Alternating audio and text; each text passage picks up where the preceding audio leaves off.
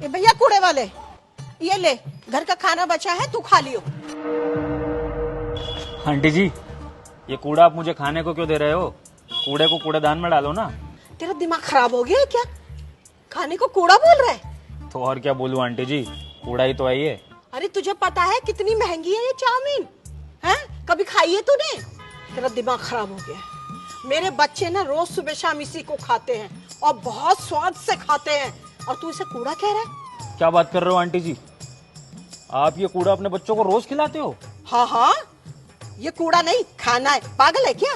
मेरे बच्चे तो रोज सुबह शाम खाते हैं इसे। फिर तो आंटी जी लगता है आपके बच्चे इस दुनिया में जल्दी नहीं रहेंगे। तेरी जुबान कुछ ज्यादा नहीं चल रही है? कूड़े वाला है, कूड़े वाला बन के रहे। अपनी जुबान ज्यादा मत चलाइयो, समझा? तुम गरीबों की ना यही प्रॉब्लम है। अगर तुम्हें खाने को दो ना तो तुम्हारे नखरे शुरू हो जाते हैं। खाने को रोटी नहीं है, पहनने को कपड़े नहीं है, लेकिन घमंड तुम्हारा बहुत है। खाने को कूड़ा बोले जा रहा है। चलो ठीक है। अरे आंटी जी, कूड़े को उसकी सही जगह तो डाल दो। तेरा दिमाग खराब हो गया है क्या? है तू बार बार कूड़ा बोले जा रहा है। तू एक बात बता, तू इसे कूड़ा क्यों बोल रहा है? क्या है ना आंटी जी, मेरे भाई की प्राइवेट नौकरी लगी थी शहर से बाहर, तो घर का खाना तो मिलना नहीं था उसे।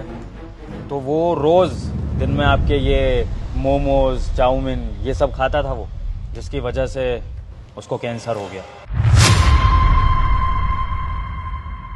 और वो अब इस दुनिया में ही नहीं रहा। इसलिए मेरे और मेरे घर वालों के लिए ना ये सारा खाना कूड़े से कम नहीं है। अब बच्चों को तो खाली खाने में स्वाद ही दिखता है, उन्हें तो नहीं समझ में आता ना कि ये खाना उनके लिए कितना नुकसानदायक हो सकता है।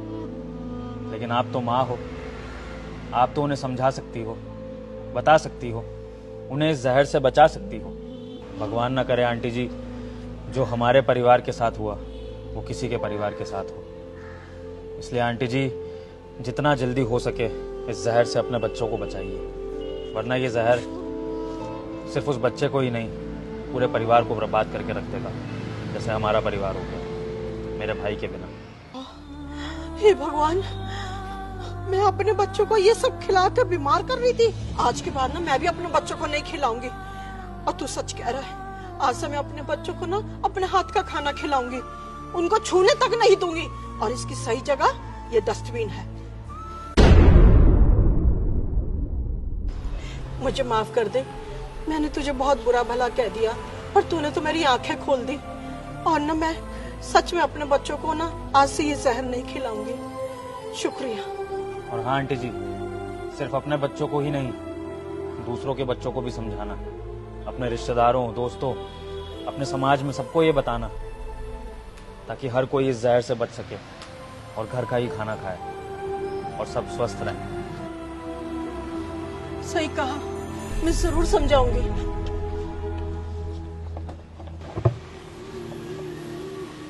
और आप लोग भी समझ जाइए, इस कूड़े से जितना हो सके उतना दूर रहिए।